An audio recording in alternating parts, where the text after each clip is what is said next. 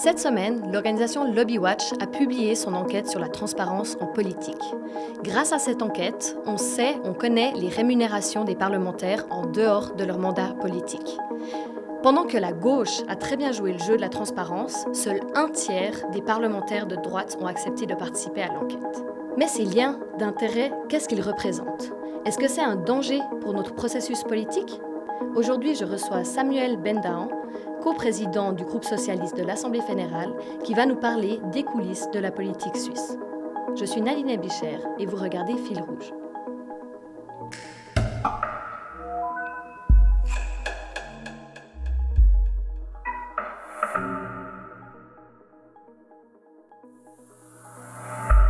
Samuel, bonjour. Bonjour. Merci d'être avec nous aujourd'hui.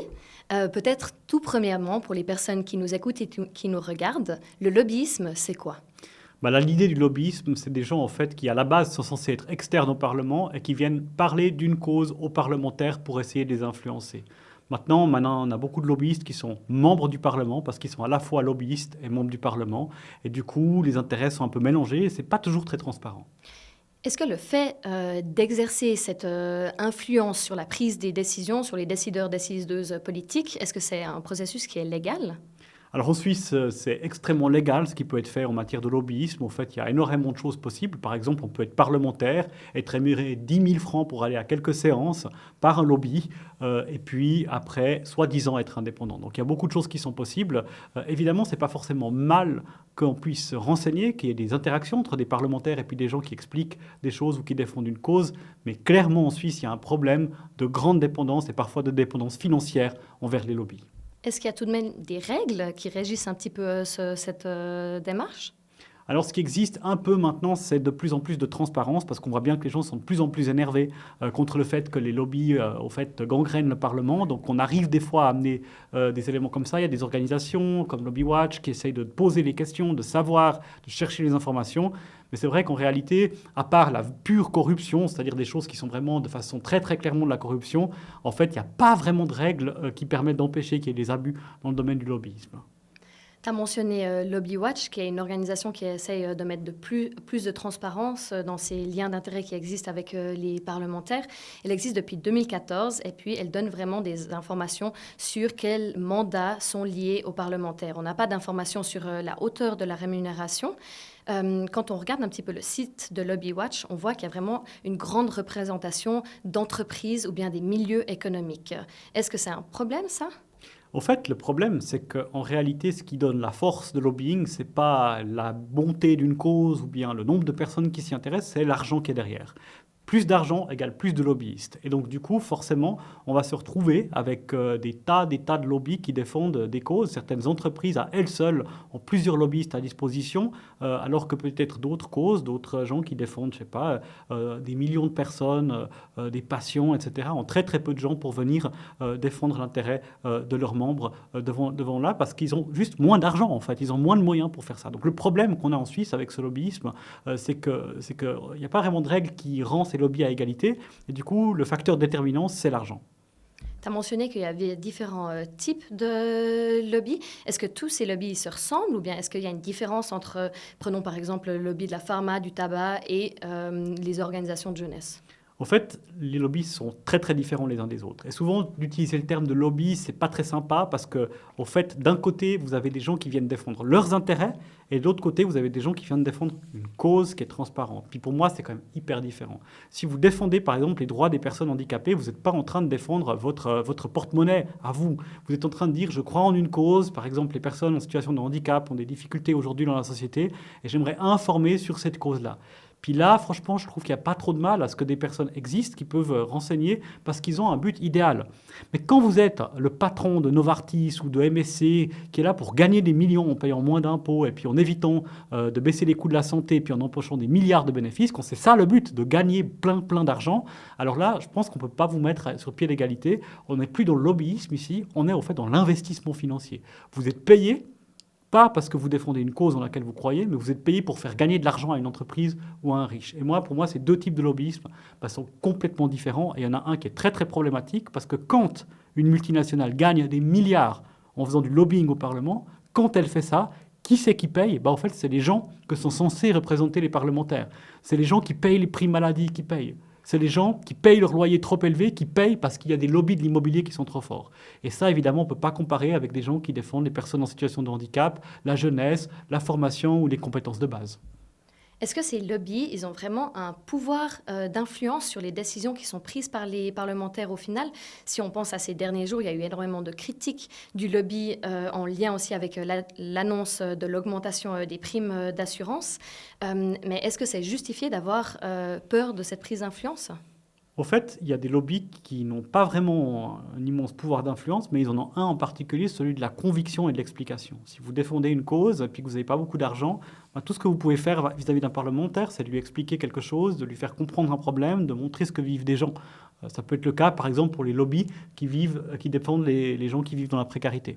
Par contre, quand vous êtes un lobby financier, je sais pas, une société immobilière, une pharma, là, vous avez plein d'argent. Donc, votre manière de convaincre les parlementaires, elle est maintenant double. Vous pouvez essayer de convaincre les gens. En même temps, c'est assez dur parce que les gens savent très bien que vous n'êtes pas en train de défendre les intérêts des gens, mais les vôtres. Par contre, vous pouvez payer les gens. Alors, évidemment, payer directement les gens pour des votes, ça, c'est pas tellement légal. Donc, on va utiliser des techniques détournées. On peut offrir des postes de gens qu'on rémunère grassement juste pour qu'ils défendent une position. On peut offrir des milliers de francs pour participer à quelques séances, ou on peut soutenir les partis politiques. On vient comme lobbyiste, on dit, ben voilà, toi tu défends ça pour moi, puis moi je vais filer tant d'argent au PLR et à l'UDC, et puis au centre, qui sont des partis au fait qui fonctionnent avec le financement des lobbies. Ce que tu décris là, ça me fait penser presque un petit peu à de la corruption. Donc on comprend qu'il y a des lobbyistes qui peuvent exercer une certaine influence et puis des moyens de pression via des mandats ou bien un retour financier, mais qu'il y a aussi au final des lobbyistes qui seraient au sein du Parlement, les parlementaires, elles et eux-mêmes, qui représenteraient directement la position des mandats qu'ils ont. On peut parler de corruption, du coup, au sein du Parlement? Alors, ça dépend du pays dans lequel on est. En Suisse, on ne peut pas parler de corruption du point de vue légal parce qu'il n'y a pas de loi qui condamne ça. Sinon, évidemment, ces gens seraient condamnés. Mais dans d'autres pays, ce serait considéré comme de la corruption, certaines des choses qui se passent ici, en Suisse. Par exemple, rémunérer directement des gens qui sont au Parlement, ça peut être problématique dans certains pays. Chez nous, on ne peut pas parler de corruption du point de vue légal, mais on peut peut-être parler de ça du point de vue éthique. C'est-à-dire, on peut dire, mais en fait, cette manière de voir la politique pose des problèmes parce que des gens ont des intérêts financiers qui vont contre l'intérêt du peuple. Et ça c'est vraiment un gros dégât qui est fait à la population. C'est un gros dégât qui est fait pour de nombreuses causes que sont censés défendre les gens qui sont ici. Si vous êtes payé en même temps 100 000 francs ou 180 000 francs par le lobby des caisses maladie, puis que vous arrivez au Parlement, puis que vous êtes parlementaire, quand vous avez le choix entre défendre les gens et les assureurs maladie, vous défendez les assureurs maladie parce que vous avez 180 000 francs qui vous demandent de faire ça. Aujourd'hui, la majorité des gens veulent une caisse unique, par exemple, mais aucun des lobbyistes des caisses maladie qui gangrènent franchement le Parlement aujourd'hui, aucun de ceux-ci acceptera cette proposition sans que le peuple ne se prononce. Ce lien de dépendance qui existe entre les parlementaires et puis des entreprises, ça fait un petit peu peur. Est-ce qu'il n'y a pas déjà eu des tentatives de légiférer tout ça? En fait, ça fait des années et des années, je dirais même des dizaines d'années, que le PS essaye de lutter contre l'influence des lobbies, par exemple en limitant ce que les lobbies peuvent faire, en étant plus transparent qu'aujourd'hui, en disant comment les gens sont payés, en excluant les lobbyistes des commissions, par exemple d'éviter que les assureurs maladie siègent majoritairement dans les commissions de santé. Donc on a essayé de faire plein de choses de ce genre-là. Certaines fois, on a fait quelques pas. C'est vrai que c'est un petit peu plus transparent aujourd'hui que ça l'était il y a 20 ou 30 ans. Mais la réalité, c'est qu'aujourd'hui, le pouvoir des lobbies est très élevé et surtout, leur manière d'agir, c'est tentaculaire. Ils peuvent agir, bien sûr, au Parlement, mais il faut se rendre compte que ça sort du Parlement. Le financement des campagnes politiques, le soutien aux élus, le financement des votations populaires, où des fois, vous avez des votations où le camp de la gauche, notre camp, a 40 fois moins d'argent que le camp de la droite.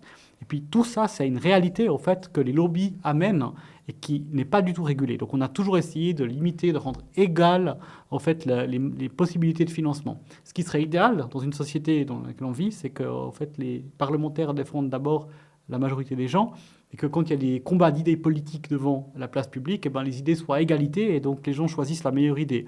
Aujourd'hui, il y a des moyens tellement différents d'un côté et de l'autre qu'on se retrouve à lutter de façon totalement inégale et donc à favoriser massivement les camps qui ont le plus d'argent. Puis c'est toujours les mêmes, c'est ce gros bloc de droite dure, PLR, UDC, centre, vers libéraux.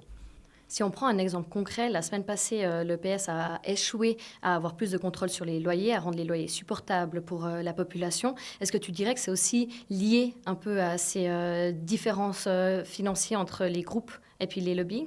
Ben, c'est vrai, la question des loyers, c'est vraiment un parfait exemple où la population perd mais vraiment des milliards de francs chaque année parce que les lobbies sont très forts. Donc c'est un bon investissement, hein, quand vous êtes une société immobilière, vous achetez un peu de lobbyisme et puis en échange vous recevez des milliards de la part de la population, ça vaut vraiment le coup. Qu'est-ce qui s'est passé? En fait, c'est pas nouveau, hein. Même déjà pendant la crise du Covid, on avait un problème où les PME devaient mettre la clé sous la porte, recevaient de l'argent public pour payer ces loyers. Puis après, quand il n'y avait plus d'argent public, ils se faisaient virer de leur propre magasin par les propriétaires, donc il se passait des choses affreuses. On avait réussi à trouver des compromis au Parlement pour soutenir les locataires et les PME qui avaient des problèmes pour payer leur loyer, et puis les gens. Et puis la réalité, c'est qu'avec les lobbies, les gens qui étaient avec nous dans ce compromis ont quitté ce compromis et donc il a échoué. Puis plus tard, c'est la même chose. On voit que les loyers explosent. Depuis 20 ans, les loyers ont vraiment massivement augmenté pour les gens, beaucoup plus que les autres frais. Et puis on a essayé de dire, on pourrait contrôler pour que la rentabilité ne soit pas exagérée. Au fait, par exemple, qu'un propriétaire puisse gagner sa vie, mais pas de façon complètement exagérée. Et évidemment, immédiatement, les lobbies immobiliers qui ont des représentants au Parlement qui siègent ont lutté de toute leur force et de tout leur argent contre ces propositions. Et le résultat, c'est que rien n'a été fait. Et maintenant, en moyenne, chaque ménage paye 3 500 francs de trop par année de loyer, en moyenne. Ça veut dire que pour certains, c'est vraiment insupportable. Et ça, c'est juste parce que les lobbies sont trop forts au Parlement. Et si on revient sur LobbyWatch et puis ce fameux site internet qui donne des informations aux citoyennes, citoyens et puis aux journalistes, on voit aussi que le PS, il n'est pas en reste. Il y a quand même beaucoup de liens d'intérêt entre des parlementaires du PS et des organisations de la société civile. Est-ce que ça va vraiment avec les valeurs du PS? C'est une bonne question, parce que ce n'est pas toujours simple de répondre que ça va vraiment avec les valeurs du PS. Souvent, les membres du PS qui sont membres d'autres organisations choisissent des organisations qui sont conformes avec leurs valeurs et qui sont dans les lobbies, ce que je disais avant, des lobbies à but idéaux. Ce n'est pas des gens qui viennent pour gagner leur propre argent, mais qui défendent une cause, et puis souvent, c'est des gens qui sont sensibles à ça. Mais c'est vrai, on peut ouvrir la question aussi, dire, mais finalement, est-ce que tout lobbyisme devrait être interdit? Et ça, ce serait peut-être bien de protéger, en fait, de dire que quand on est parlementaire, on est vraiment indépendant. La réalité, c'est qu'on a un système parlementaire de milice aujourd'hui. C'est-à-dire, on dit, c'est bien si les parlementaires, en plus d'être parlementaires, ils ont un pied dans la vraie vie. Alors, ils sont actifs sur le terrain pour certaines causes. Donc, quelque part, on a un système qui veut ça aujourd'hui. Et donc, c'est vrai, dans tous les partis, vous avez des gens qui, à la fois, sont parlementaires et puis à la fois ont une autre activité. C'est pas forcément mal, tant que ces activités sont vraiment des activités qui sont transparentes, déclarées, rémunérées de façon normale et pour du travail, pas pour juste défendre une opinion, mais parce qu'il y a un travail qui est fourni.